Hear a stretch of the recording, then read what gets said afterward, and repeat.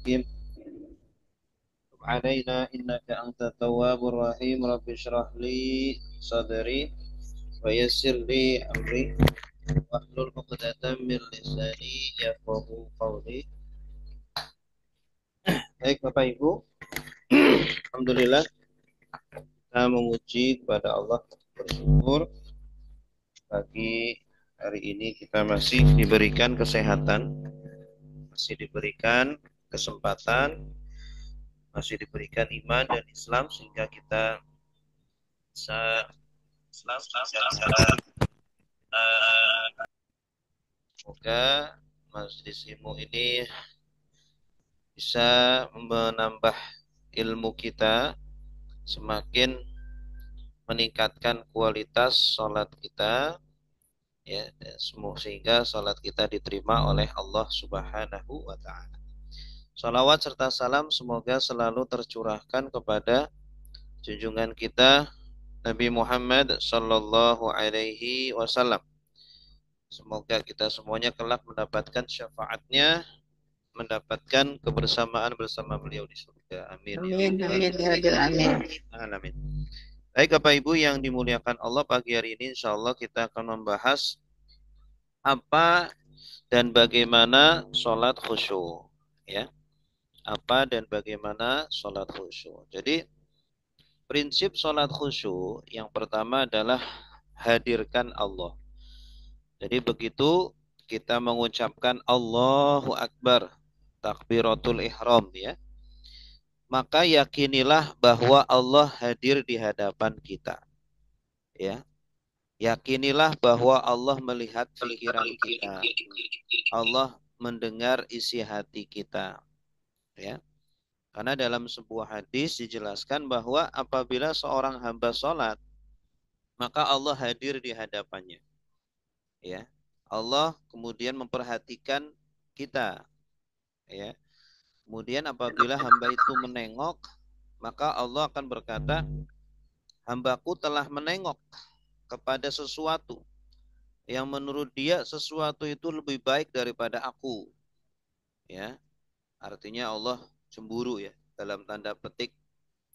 Nah, jadi kalau hamba itu menengok kedua kalinya, Allah juga mengatakan yang sama. Kalau 3 kali hamba itu menengok, maka Allah akan meninggalkan hamba tersebut. Allah tidak butuh kepada sholatnya. Ya, artinya dia tidak fokus di dalam sholat, nengok kanan, nengok kiri, untuk apa ya? Nah, maka orang yang di dalam sholat, yakinilah dari mulai takbiratul ihram, yakinilah dia sedang menghadap Allah.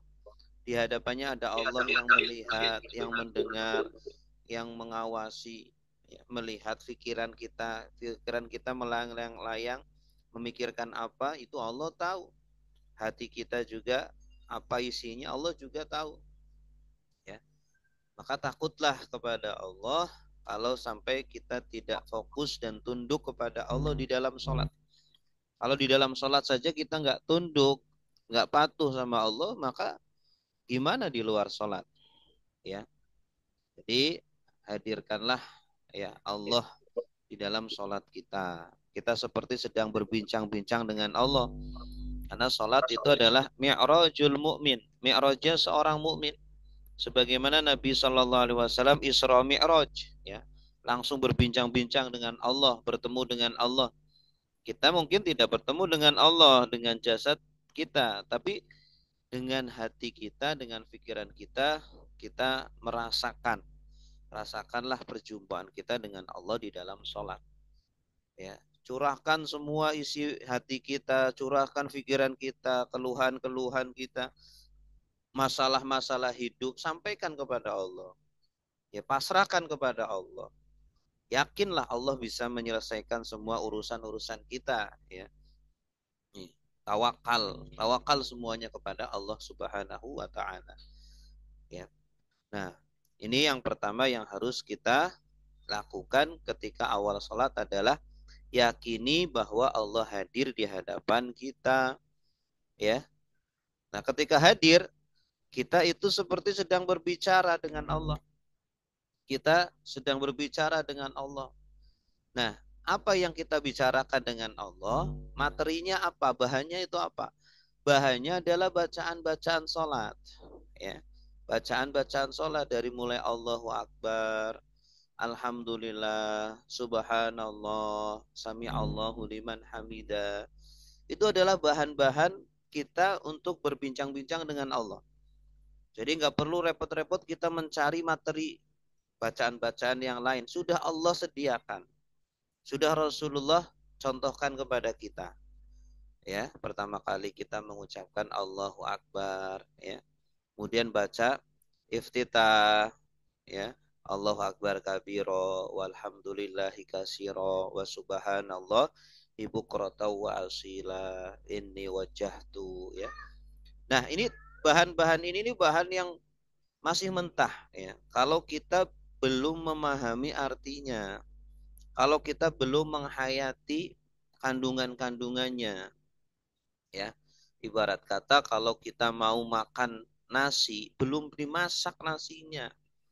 Makanya orang yang sholat tapi tidak tahu artinya, itu ibarat orang mau makan nasi tapi belum masak nasinya. Ya, makanya hampa sholat yang dilakukan. Ya, pengennya buru-buru segera selesai. Tidak ada rasa manis, tidak ada rasa nikmat di dalam sholat. Karena apa?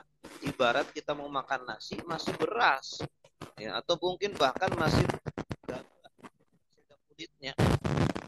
Ya, padahal Allah sudah kasih bahan. Tapi apa? Harus kita olah, harus kita masak dulu itu.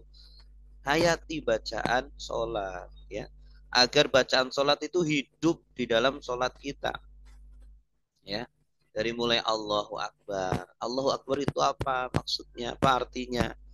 Artinya Allah Maha Besar. Sekedar maknanya, terjemahannya doang belum cukup, ya. Perlu kita tadaburi apa konsekuensi Allahu Akbar, apa kandungan-kandungannya.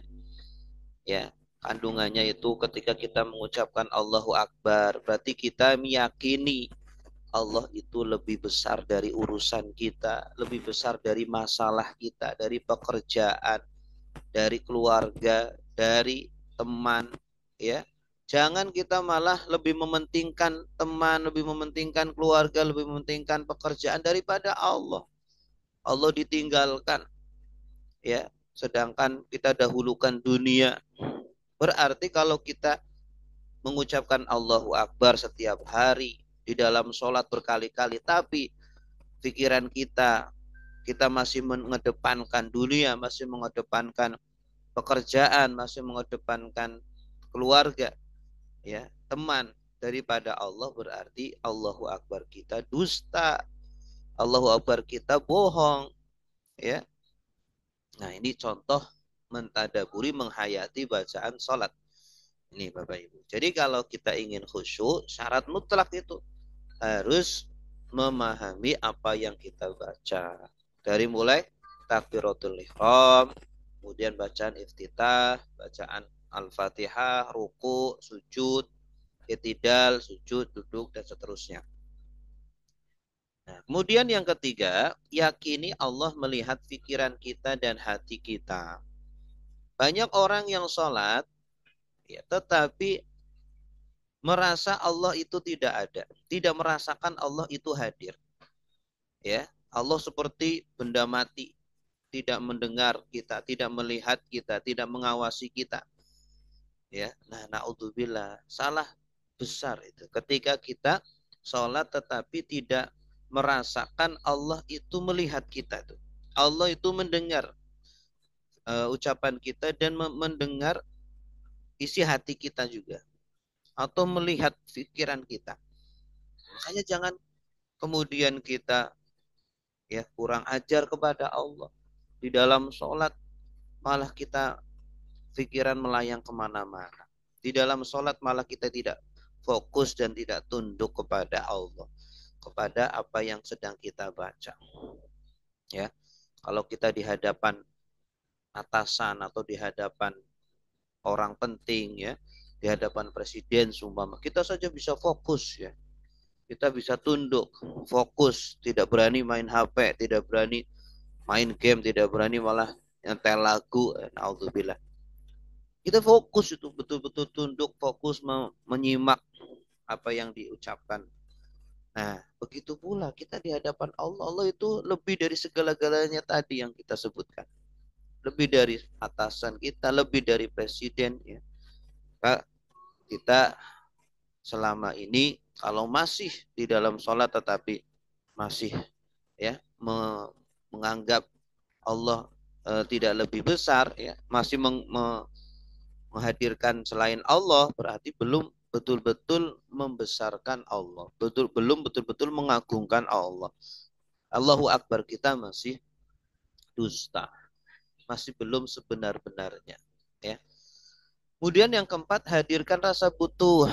Yakini bahwa semua bacaan-bacaan sholat, gerakan-gerakan sholat, dan yakini sholat secara utuhnya itu adalah yang paling kita butuhkan. Ya, yang paling kita butuhkan untuk keselamatan dunia dan akhirat kita. Ya, asalkan kita betul-betul bisa melaksanakan sholat dengan sebenar-benarnya. Sholat itu ibarat obat bagi orang yang sedang sakit. Sholat itu sebagai pembimbing kita dalam kehidupan sehari-hari kita agar menjadi pribadi-pribadi muslim yang ideal, pribadi muslim yang sebenar-benarnya. Makanya dengan mentadaburi bacaan sholat, menghayatinya, ya, merasakan betul kasih sayang Allah, merasakan betul kemahabesaran Allah. Seorang muslim keluar dari sholat itu nanti akan menjadi muslim yang betul-betul taat, yang betul-betul patuh dan tunduk kepada Allah.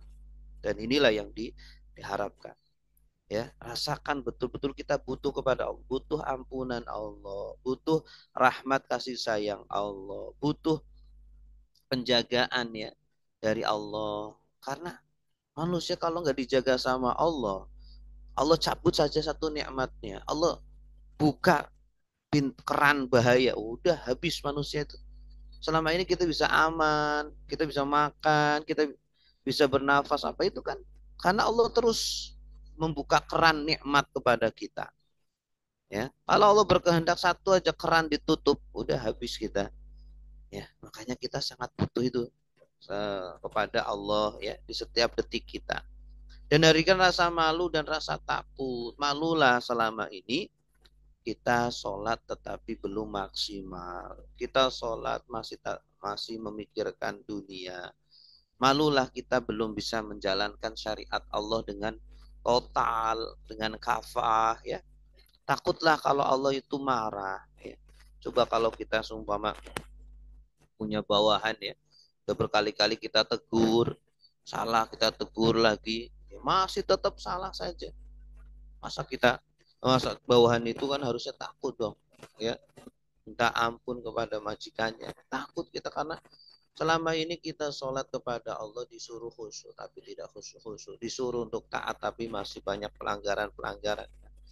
Dengan sholatlah kita minta kepada Allah, ya Allah, semoga Engkau memberikan rahmatnya, memberikan ampunannya. Nah ini hakikat dari sholat Bapak Ibu ya. Intinya adalah kita bisa meyakini Allah itu hadir di dalam sholat kita. Allah itu ada di hadapan kita, melihat hati kita, pikiran kita, dan hayati apa yang kita baca. Kemudian betul-betul kita posisikan Allah sebagai Tuhan kita yang maha besar, Tuhan Allah yang maha kuasa, Tuhan Allah yang maha tahu, maha melihat. Dan posisikan kita sebagai hamba, betul-betul hamba. Hamba itu apa sih? Hamba itu budak. Budak itu nggak ada apa-apanya, kecil, hina. Ya, kita nggak punya apa-apa sebenarnya. Kalau Allah nggak ngasih nikmat, Allah nggak ngasih kesehatan, Allah nggak ngasih ilmu, Allah nggak ngasih makanan, minuman, ya udah habis kita. Ya, kita itu hanya dititipi aja oleh Allah. Titipi nikmat-nikmat tersebut. Maka kita gunakan nikmat tersebut untuk mempelajari agama Allah dan kita gunakan untuk taat dan patuh kepada Allah. Gitu ya. Makanya dengan sholat khusyuk harapannya adalah keluar dari sholat khusyuk kita menjadi pribadi-pribadi yang muflihun, ya qad aflahal mu'minun, Telah beruntung orang-orang yang beriman alladzina hum fi salatihim khashi'un. Yang mereka khusyuk di dalam sholatnya ya. Jadi tujuannya adalah agar kita menjadi pribadi-pribadi yang beruntung. Ya, orang yang beruntung di dunia dan di akhiratnya. Di dunianya dia merasakan ketenangan hidup ya. Semua kebutuhan terpenuhi ya, tidak hanya materi tetapi juga hatinya terpenuhi. Memiliki keluarga yang sakinah mawaddah warahmah ya, tidak ada musuh, tidak ada masalah dalam kehidupan sehari-hari. Di akhirat pun mulus lancar. Itu tujuannya kita melakukan sholat dengan khusyuk. Karena sholat ini adalah tiang agama. Sholat juga barometer kebaikan seorang hamba. Amal yang pertama yang akan Allah tanyakan nanti di yaumil hisab. Kalau baik sholatnya, berkualitas sholatnya, khusyuk sholatnya, maka amalan-amalan yang lain dipastikan juga baik. Ya, zakatnya, puasanya, hajinya, insya Allah baik. Baik Bapak Ibu, kemudian ada perusak khusyuk ya. Hati-hati dengan perusak khusyuk. Jadi, terkadang kita sudah belajar, kita sudah berlatih untuk sholat khusyuk. Tetapi masih aja ada yang menghalangi, yang mengurangi kekhusyuan kita. Bahkan sama sekali ya, menjadikan kita tidak khusyuk. Yang pertama adalah dosa dan maksiat. Dosa dan maksiat. Ya, mata atau mulut ya atau telinga atau apalah kita bermaksiat. Maksiat itu mencegah dua hal. Yang pertama mencegah berbuat baik, beribadah, menjadikan kita berat untuk beribadah, berat sholat malam, ya, tahajud, berat untuk bersedekah. Itu karena dosa. Yang kedua, maksiat ini, kalaupun kita bisa beribadah, biasanya ibadahnya nggak nikmat, ibadahnya nggak manis, ya, tidak. Kita merasakan ibadah berat, gitu. Ya, dilakukan sih dilakukan, tapi nggak nikmat. Ini makanya kita perlu banyak sering-sering bertobat setiap hari, banyak-banyak beristighfar dengan istighfar qalbi, artinya dengan penuh kesadaran ketika kita beristighfar astagfirullahaladzim. Betul-betul kita mengakui kita salah. Betul-betul kita mengakui kita itu berbuat dosa. Kita itu salah. Kita minta ampun kepada Allah ya. Dan kita punya Tuhan Allah dan dialah yang satu-satunya yang bisa mengampuni kita. Kemudian yang kedua, yang merusak khusyuk adalah kebodohan. Maksudnya gimana? Dia nggak belajar sholat khusyuk. Nggak pernah belajar sholat khusyuk. Padahal sholat khusyuk itu ada ilmunya, ada caranya, ada materi-materi yang perlu kita pelajari dan dipraktekkan. Ya. Sholat khusyuk itu bukan ilmu pengetahuan saja, tetapi juga ilmu praktek. Seperti kita belajar berenang ya. Belajar berenang itu tidak hanya teori saja, harus praktek. Walaupun dia sudah hatam buku tentang renang, dihatamin, hafal materinya. Tapi kalau nggak pernah nyentuh air, nggak akan bisa berenang. Begitupun sholat khusyuk itu ada ilmunya. Kita pelajari apa itu khusyuk, bagaimana cara khusyuk, bagaimana bisa fokus di dalam sholat kita, bagaimana mendalami, menghayati apa yang kita baca, apa yang kita gerakan-gerakan yang kita lakukan itu ada tadaburnya. Nah, kalau kita nggak tahu itu semuanya, ya gimana kita bisa khusyuk? Makanya di sini kita belajar untuk memberantas kebodohan itu agar terpasang di kepala kita masing-masing ya memori-memori tentang sholat khusyuk dan bisa kita jalankan di dalam sholat. Ya. Dan yang ketiga, cinta dunia. Ya, kita terlalu sibuk dengan dunia, terlalu sering berhubungan dengan dunia sehingga lupa dengan Allah. Ya, sehingga sulit untuk memasang memori-memori tentang Allah. Ya, kita kurang mengenal Allah, lebih disibukkan dengan dunia. Nah, ini yang kemudian menjadi sulit untuk melakukan sholat khusyuk. Ya. Bukan berarti bekerja tidak boleh, berbisnis tidak boleh, tetap boleh, tetapi pekerjaan-pekerjaan yang kita lakukan harus ya diwarnai dengan ibadah. Ya, setiap kali kita bekerja awali dengan Bismillah, Bismillahirrahmanirrahim. Ya Allah, saya melakukan ini dengan kekuatanmu ya Allah, dengan dayamu. Ya la haula wala quwata illa billah. Ya Allah, saya melakukan pekerjaan ini untuk mengharap ridhomu ya Allah, untuk menafkahi keluargaku ya Allah. Saya melakukan pekerjaan ini dengan kekuatanmu ya Allah, dengan pertolonganmu. Tanpamu ya Allah saya tidak bisa apa-apa. Jadi kan berarti kemudian kita bekerja kemudian lupa sama Allah, tetap kita ingat sama Allah ya. Sehingga pekerjaan kita menjadi pekerjaan yang lillah karena Allah, wafillah dan di jalan Allah. Kemudian yang keempat yang mengganggu kekhusyuan juga suara, gambar dan kondisi pribadi ya. Jadi usahakan ketika sholat itu di hadapan kita tidak ada gambar-gambar yang mengganggu, tidak ada apa namanya, seumpama ada TV ya jangan sampai ada TV, suara-suara ini yang berisik ya, atau kondisi pribadi kita lagi kebelet pengen ke belakang ya, tuntaskan dulu itu ya, atau kita sedang lapar makan dulu biar kita tenang melakukan sholat dengan khusyuk gitu ya. Dan yang terakhir adalah lemahnya iman ini, karena kita kurang mengenal Allah, siapa itu Allah ya, apa sifat-sifat Allah ya, bagaimana nikmat-nikmat Allah yang besar kepada kita, bagaimana perhatian Allah kepada kita ya, dan kita kurang mengenal diri kita, siapa itu kita.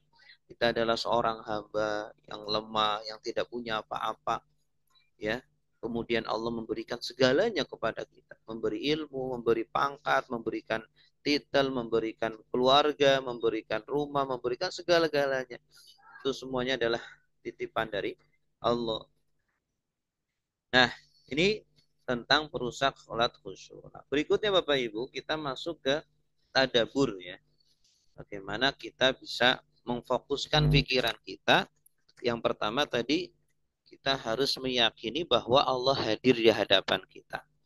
Rasakan ketika sholat kita berdiri di dalam sholat, itu seperti berdiri di hadapan Allah nanti di yaumil hisab. Allah ada di hadapan kita, akan menghisab, menanya-nanyai kita.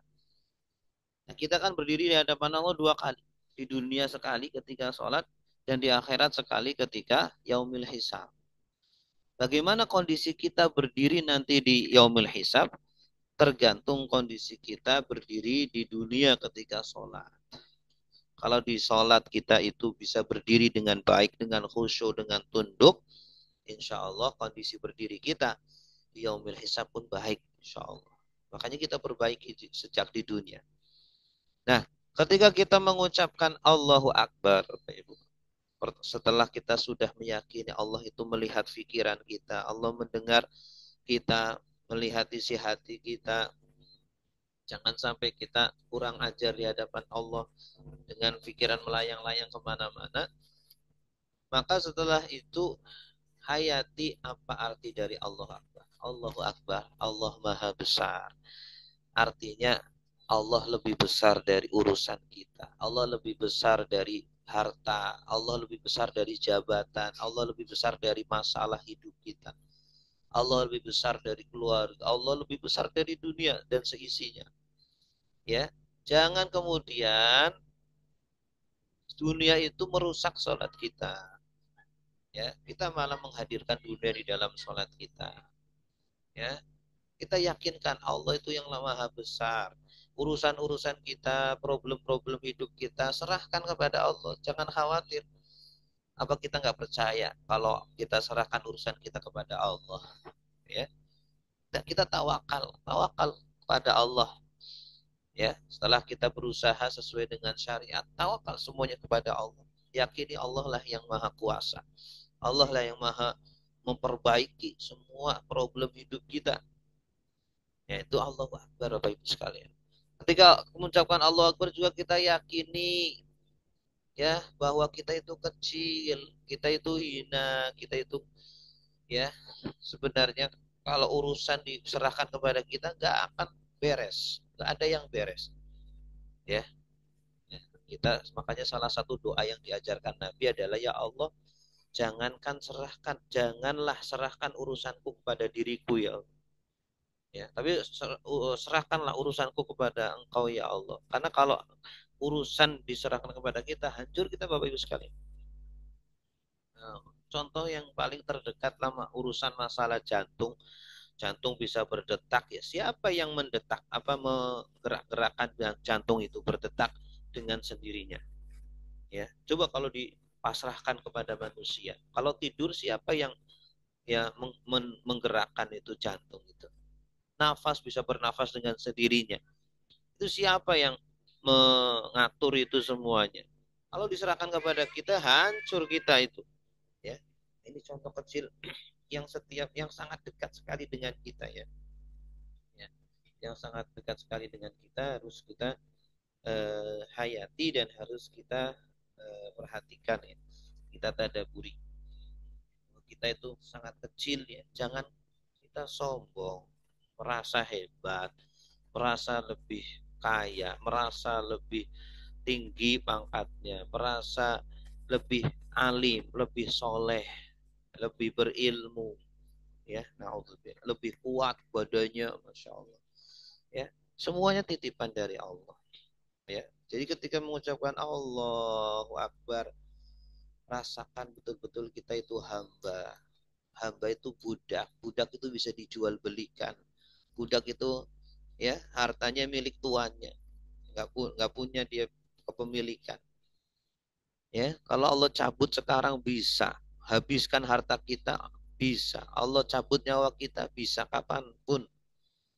Ya, makanya sholat menjadi bahan renungan dan refleksi kita setiap hari, setiap saat ya. 5 kali sehari itu Allah memerintahkan kita untuk merefleksi ya diri kita, cara pandang kita terhadap diri kita, terhadap Allah, terhadap dunia harus benar. Posisikan pada tempatnya masing-masing. Posisikan Allah pada tempatnya. Dialah Tuhan kita yang maha kuasa, yang menciptakan, yang mengatur, yang memberi rizki. Ya, posisikan diri kita. Kita itu adalah hamba yang harus diatur. Jangan kita mau hidup semaunya sendiri. Ya, kalau mau semaunya sendiri itu berarti dia seperti Tuhan. Ya, kita bukan Tuhan. Gitu. Nah, jadi ucapan Allahu Akbar harus dihayati seperti itu, masukkan dalam memori kita sehingga ketika mengucapkan Allahu Akbar langsung langsung connect ya kepada maksud dari Allahu Akbar. Kalau kita di dalam sholat mengucapkan Allahu Akbar, keluar sholat tapi kita masih sombong, keluar sholat kita masih semaunya sendiri, keluar sholat kita masih mau hidup seenaknya, larangan-larangan Allah dikerjakan, perintah-perintah Allah ditinggalkan, dolim kepada orang lain, semena-mena, kepada orang tua nggak hormat, kepada yang lebih muda tidak menyayangi. Berarti dusta Allahu Akbar kita. Ya, kita belum mengindahkan aturan-aturan Allah, belum mengagungkan perintah-perintah Allah. Nah ini Allahu Akbar Bapak Ibu. Ini penting sekali kita memasang memori ya, pemahaman ya, kandungan-kandungan Allahu Akbar karena tidak hanya diucapkan sekali. Ketika takbiratul ihram kita mengucapkan, ketika iftitah juga, ketika mau ruku juga, ketika mau sujud juga mengucapkan Allahu Akbar ya. Ini tujuannya agar mengingatkan kita terus bahwa kita itu hamba di dalam sholat. Jangan kemudian kita semaunya sendiri, pikiran melayang-layang kemana-mana. Jangan kurang ajar kepada Allah ya. Nah, setelah itu kita mengucapkan Allahu Akbar kabiro dalam doa iftitah ya. Ini versi yang pertama. Jadi sama tadaburnya. Allahu Akbar kabiro sama seperti tadi takbiratul ihram. Rasakan kembali betapa Allah itu maha besar. Allah itu lebih besar dari diri kita. Jangan kita sombong. Allah itu lebih hebat dari kita. Jangan nantang-nantangin Allah. Ya, kita harus mengagungkan perintah-perintahnya, mengagungkan seluruh ajaran-ajarannya, kitab sucinya, rasul-rasulnya. Kita harus tunduk dan patuh kepada Allah. Ya. Kemudian walhamdulillahi katsira. Nah, ini bacaan hamdalah ya. Ini juga nanti kita ucapkan di Al-Fatihah. Artinya apa? segala puji bagi Allah dengan banyak, yang banyak. Artinya ketika itu kita betul-betul berterima kasih dan bersyukur kepada Allah. Ya, ya Allah, terima kasih, nikmat-nikmatmu begitu banyak. Selama ini sudah berapa tahun kita bisa menghirup udara oksigen yang sehat, bisa melihat dengan jelas, bisa mendengar dengan jelas, ya, bisa bernafas, bisa makan, bisa minum, ya, jantung masih bisa berdetak, ya, nikmat keluarga, nikmat makanan, minuman, nikmat banyak sekali nikmat-nikmat yang Allah berikan kepada kita. Ketika mengucapkan Alhamdulillah, betul-betul yakini bahwa ini semuanya dari Allah. Allah yang maha baik, ya, Allah yang maha mulia, ya. Jangan kemudian kita melupakan nikmat-nikmat Allah. Jangan kemudian menggunakan nikmat Allah untuk bermaksiat kepada Allah, ya. Berharaplah dengan Alhamdulillah, semoga Allah terus menjaga nikmat-nikmat tersebut. Semoga Allah terus memuliakan kita, ya. Semoga kita bisa menggunakan nikmat-nikmat tersebut untuk beribadah, untuk tunduk dan patuh kepada Allah. Nah, ini Bapak Ibu, ya. Jadi Alhamdulillah itu tidak hanya segala puji bagi Allah saja, tapi apa maksud dari segala puji bagi Allah? Kandungan-kandungannya itu apa? Itu, ya. Kita pasang memori itu di dalam kepala kita. Kemudian rasakan ketika kita mengucapkannya di dalam sholat ataupun di luar sholat, Bapak Ibu. Jadi kalau mau memasang memori itu, biasakan zikir qalbi di luar sholat. Zikir qalbi itu gimana? Mengingat Allah tidak dengan lisan saja, tetapi dengan hati kita, dengan pikiran kita. Ketika mengucapkan Alhamdulillah, betul-betul hadirkan nikmat-nikmat Allah. Alhamdulillah, ya Allah, Engkau hari ini yang membangunkan saya dalam kondisi sehat. Ya Alhamdulillah, ya Allah, Engkau membangunkan saya masih bisa melihat, masih bisa mendengar, masih bisa berbicara. Alhamdulillah. Masih bisa menghirup oksigen. Alhamdulillah. Sering baca Alhamdulillah sambil menghadirkan nikmat-nikmat Allah itu, Bapak Ibu sekalian. Ya, dan rasakan sayang dan cintanya Allah kepada hamba-hambanya, kepada kita semuanya. Kalau di luar sholat kita sering zikir qalbi seperti itu. Alhamdulillah. Kemudian Allahu Akbar juga, ya Allah. Allahu Akbar, Engkau yang maha besar, ya Allah. Lebih besar daripada diriku, daripada egoku, daripada ilmuku, daripada jabatanku, daripada hartaku. Ya, ya Allah, Engkau lebih besar daripada masalahku, problem hidupku.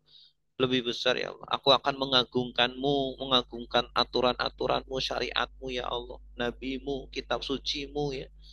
Bagaimana mengagungkannya? Ikuti, ya, aturan-aturan Allah. Ikuti perintah-perintah Rasulullah. Jauhi larangan-larangannya. Baca kitab sucinya, Al-Qur'annya. Pahami dan amalkan. Itu cara mengagungkan Allah. Ya, ini Alhamdulillah. Jadi Alhamdulillah betul-betul kita yakini, ya, sambil kita menempatkan atau memosisikan Allah di tempatnya, yaitu sebagai Tuhan yang memberi rizki, Tuhan yang memberikan nikmat-nikmat, dan posisikan diri kita hanya sebagai penerima. Kita hanya yang diberikan amanah, ya, apa yang akan kita lakukan dengan nikmat-nikmat tersebut, ya. Kemudian yang ketiga, wa subhanallahi bukrata wasila. Ini sama dengan zikir tasbih, ya. Kita sering-sering baca tasbih sambil zikir qalbi dengan hati. Subhanallah, maha suci Allah. Rasakan Allah begitu sempurna, suci dari kekurangan, ya, suci dari segala keburukan-keburukan. Semua perbuatan Allah baik, ya, semua takdir Allah itu baik, sakit itu baik, sehat juga baik, kaya itu baik, miskin juga baik, semuanya baik. Ya, kalau kita bersyukur ketika mendapatkan kebaikan, maka itu menjadi kebaikan.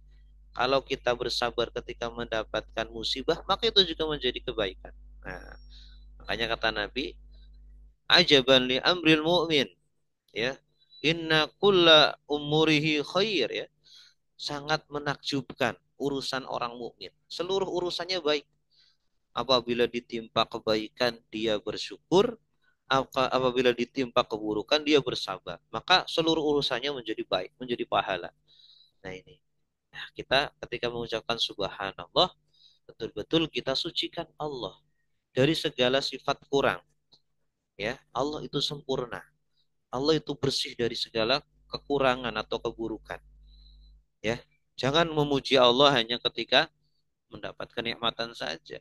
Ketika Allah menguji kita, memberikan masalah atau musibah kepada kita, ingatlah itu artinya Allah ingin meninggikan, menaikkan derajat kita. Ya, ini ujian dari Allah. Ya, nah ini. Ini maksud dari subhanallah. Maha suci Allah. Maha suci Allah. Jadi artinya kita hadirkan beserta kandungan-kandungannya itu apa? Maksud dari Allah Maha Suci itu apa? Ya, Allah Maha Suci artinya Allah Maha Sempurna. Allah itu tidak pernah salah dalam berbuat, dalam takdir-takdirnya. Allah selalu benar. Tinggal kita bagaimana menyikapinya. Hamba menyikapinya gitu ya.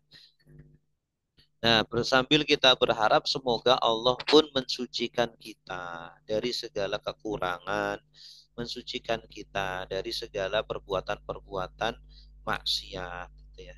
Itu tasbih subhanallah. Kemudian ini wajjahtu wajhiya lilladzi fataras samawati wal arda. Sungguh aku hadapkan diriku, wajahku kepada Allah zat yang menciptakan langit dan bumi. Nah ini Bapak Ibu, artinya kita hadirkan di dalam sholat. Tetapi jangan cuma artinya saja. Apa maksud dan kandungan-kandungannya? Aku hadapkan diriku ya Allah kepada Engkau penguasa langit dan bumi yang menciptakan langit dan bumi. Ya, rasakan betul ya dan hadapkan betul jiwa dan raga kita. Jangan cuma raga yang kita hadapkan, badan yang dihadapkan, tetapi hati kita juga tetap menghadap Allah. Pikiran kita hadapkan kepada Allah. Ya, jangan malah pikiran melayang-layang mana-mana ya. Kita kurang ajar di hadapan Allah, ya. Karena Allah melihat pikiran kita. Kita sedang fokus atau tidak, tunduk kepada Allah atau tidak. Allah melihat, ya. Maka dengan ucapan ini sejak awal sudah Allah ingatkan itu. Iftitahan pertama kita ucapkan setelah takbir ya. Langsung dari sejak awal sudah Allah ingatkan, awas kamu di dalam sholat kamu harus menghadapkan pikiran, hati dan badanmu kepada Allah. Jangan cuma badan saja, ya. Badan menghadap kepada Allah, badan di masjid, tapi pikiran di pasar, pikiran di jalan, pikiran di pantai, di gunung, di laut. Nah, ini jangan kurang ajar kepada Allah. Ya, tundukkan betul diri kita, jiwa raga kita, lahir batin kita, hati, pikiran dan tubuh kita kepada Allah, pasrah kepada Allah. Ya, Allah minta 5 menit saja fokus kepada Allah, ya. Ini wajah tu wajhiya lilladzi fataras samawati wal arda hanifan musliman wa ma ana minal musyrikin. Hanifan itu lurus. Karena banyak orang yang sholat tapi mungkin awal-awal lurus tapi pertengahan udah melenceng lagi, pikiran kabur, melayang-layang, tarik lagi gitu ya. Karena biasanya awal-awal kalau belajar sholat khusyuk biasanya itu berat ya. Seperti orang belajar berenang, awal-awal berat, ya tenggelam terus, nggak bisa jalan. Tapi terus begitu dia gagal, coba lagi, gagal, coba lagi, latih lagi terus. Orang belajar naik sepeda juga seperti itu. Jatuh, bangkit lagi terus. Lurus ya. Nanti lama kelamaan memori-memori sholat khusyuk, kandungan-kandungan bacaan sholat itu akan menancap terpasang di pikiran kita dan di hati kita. Sehingga begitu kita masuk sholat, Allahu Akbar, itu langsung connect dengan Allah. Langsung connect dengan bacaan-bacaan sholat begitu. Ya, seperti kita ketika mau berenang, orang kalau sudah mahir berenang, begitu nyemplung langsung jalan. Ya, orang ketika belajar naik mobil awal-awal ya masih mikir-mikir dulu, ya berhenti, jalan lagi, berhenti, jalan lagi. Nama kelamaan kalau sudah mahir ya udah, begitu starter langsung jalan. Nggak masalah jalanannya sepi atau rame, ya di jalan tol atau jalan biasa, jalan kampung atau jalan nanjak gunung sama saja. Musliman, hanifan, muslimah. Musliman artinya tunduk, ya pasrah. Kita mengucapkan musliman itu betul-betul tunduk gak sih kepada Allah? Jangan-jangan pikiran kita nggak tunduk. Jangan-jangan di luar sholat masih banyak kita melakukan maksiat-maksiat, dosa-dosa. Mata nggak dijaga, mulut nggak dijaga, telinga juga, ya. Berarti belum musliman, kita belum tunduk pada Allah, ya. Jadi tujuan sholat itu agar kita praktekkan apa yang kita ucapkan di dalam sholat itu praktekkan di luar sholat. Betul-betul kita tunduk, patuh kepada Allah, ya. Wa ma ana minal musyrikin, dan tidaklah aku termasuk orang-orang musyrik. Nah, kita akan terus mengesahkan Allah. Kita beribadah pun hanya untuk Allah, bukan riya, bukan mengharapkan pujian, bukan mengharapkan dunia, tapi untuk Allah. Wa ma ana minal musyrikin. Ini karena ikhlas itu adalah kunci, ya. Kunci keberhasilan seorang hamba. Pertama, beribadah sesuai dengan ilmu yang benar. Yang kedua, ikhlas untuk Allah, ya. Ini wa ma'ana minal musyrikin. Inna solati, sungguh solatku, wa nusuki, dan pengorbananku, wa mahyaya, dan hidupku, wa mamati, dan matiku, lillahi rabbil alamin, hanya untuk Allah, Tuhan semesta alam. Nah, ini janji kita Bapak Ibu. Ini ikrar kita di hadapan Allah. Salat yang kita lakukan itu tidak lain adalah untuk Allah, karena cinta kita kepada Allah, terima kasih kita kepada Allah, ya. Jangan rasakan sholat itu waduh beban berat, aduh. Kalau kita bandingkan dengan nikmat-nikmat yang Allah sudah berikan kepada kita, sholat itu sangat sedikit, ya. Sholat itu sangat sedikit, belum bisa membayar nikmat-nikmat yang Allah berikan kepada kita. Wanusuki, dan pengorbananku, pengorbanan kita itu baru berapa sih, ya. Kadang kita berkorban hanya sedikit untuk Allah, ya. Ya, kita harus betul-betul di dunia ini itu bukan untuk pribadi, bukan untuk memuaskan syahwat pribadi, tetapi justru hidup kita itu untuk Allah, pengorbanan kita itu untuk Allah, untuk dakwah, ya. Karena setiap dari kita punya kewajiban dakwah, menegakkan agama Allah agar agama Allah itu tinggi, mulia, gitu ya.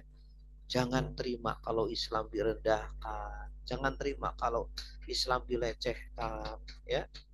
Atau Islam tidak jaya, ya. Orang-orang pada meninggalkan ajaran Islam. Inna sholati wa nusuki wa mahyaya wa mamati lillahi rabbil alamin. Sesungguhnya sholatku, ibadahku, perjuangan, pengorbananku, hidup dan matiku hanya untuk Allah. Ini puncak, ya, penghambaan seorang hamba. La syarikalah, tiada sekutu bagi Allah. Wa bidzalika umirtu, dan dengan itulah aku diperintahkan. Wa ana minal muslimin, dan aku termasuk orang-orang yang tunduk. Ini janji kita ini Bapak Ibu. Ikrar kita ini di hadapan Allah. Benar nggak ucapan kita sesuai dengan faktanya, sesuai dengan perbuatan kita? Makanya orang yang menjiwai, menghayati bacaan sholat, itu keluar dari sholat pasti akan menjadi orang-orang yang, ya, sempurna atau tidak sempurna sih, orang-orang yang terus memperbaiki dirinya, karena sholat tanha anil fahsya wal munkar, mencegah dari perbuatan keji dan munkar. Dia akan memperbaiki ucapannya, dia akan memperbaiki perbuatannya, memperbaiki hubungannya dengan sama manusia, dengan Allah, bertahap, ya, bertahap. Karena sholat khusyuk itu juga bertahap, tidak instan. Orang sholat khusyuk itu meningkat sedikit demi sedikit, butuh latihan. Di luar sholat butuh, ya, dzikir qalbi, kemudian butuh pembuktian apa yang dia ucapkan di dalam sholatnya. Ya. Baik Bapak Ibu, ini versi iftitah yang pertama. Iftitah yang kedua, insya Allah nanti kita akan bahas pada pertemuan minggu depannya ya. Sambil kita juga bahas tentang kandungan-kandungan bacaan Al-Fatihah ya. Jadi tidak cukup kita menghafal makna terjemahan saja, tetapi kita perlu untuk memahami kandungan-kandungan bacaan tadi ya.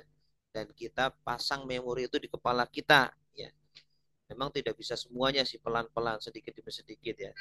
Hadirkan salah satunya saja itu sudah cukup ya. Nanti insya Allah akan semakin eh, apa namanya membuat kita betul-betul seperti ketagihan dengan sholat karena kita ingin terus ngobrol dengan Allah ya. Kita merasakan begitu betapa Allah cinta dan sayang kepada kita, betapa Allah baik dan dekat kepada kita ya. Kalau kita melakukan sholat dengan sebenar-benar. Baik, sampai sini ada yang mau ditanyakan, silakan. Ada yang belum dipahami, silakan bisa ditanyakan. Jelas nggak kira-kira tadi yang disampaikan?